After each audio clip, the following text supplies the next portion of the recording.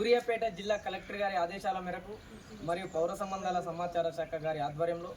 తెలంగాణ సాంస్కృతిక సారథి సూర్యాపేట జిల్లా team leader అన్న వెన్నెల నాగరాజు గారి కళాబృందం ద్వారా ఈరోజు మన